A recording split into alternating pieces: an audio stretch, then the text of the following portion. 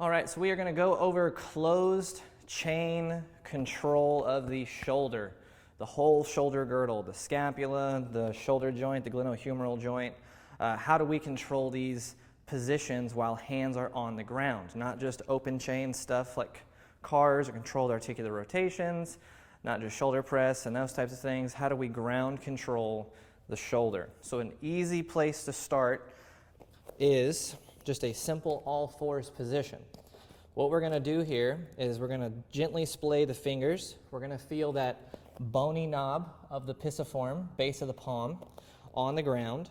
We're going to get as much of the hand as we can realistically get on the ground. And then we're going to find the base pads of our fingers, where the rings would sit, if you will, on the ground. And we just need to put some gentle pressure through the base of those fingers so we can engage our forearm flexors a little bit better, which will help brace the wrists, which helps give stability through the distal extremity. So we find the palms, we find the base of the fingers, we feel like we're fairly solid on the ground, and then we drive the ground. We plant into the ground so our hands engage the ground.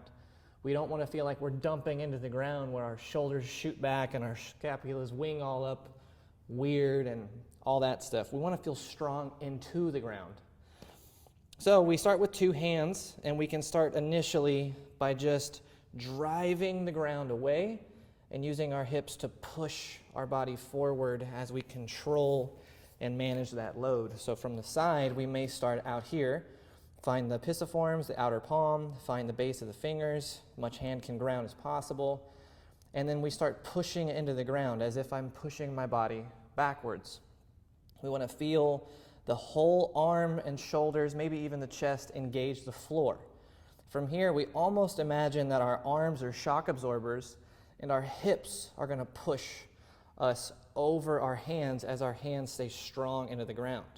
You're only going to go as far as you can comfortably, and then once we get there, our hands will drive the ground further and harder to push us back.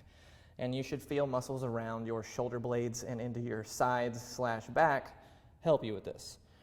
And you may repeat this for repetition, anywhere between 8 to 10 reps, sometimes as little as 3 or 6 reps, as we build strength and control here. The big thing we want to see is our shoulder blades come around our body when we do this. We don't want to live smashed back here, and we don't necessarily want to only stay here either. We want to be able to feel as we come over the hands, those shoulder blades move a little, and as we come back, the shoulder blades scoop and come around our ribs.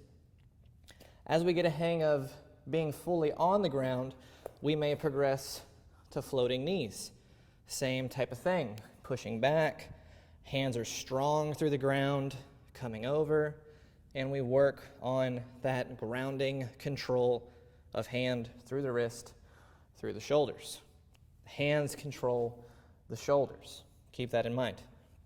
Now, as we get more and more comfortable, we may progress to one arm, which might just be something like this. And we may just live here, either side. Hold for time.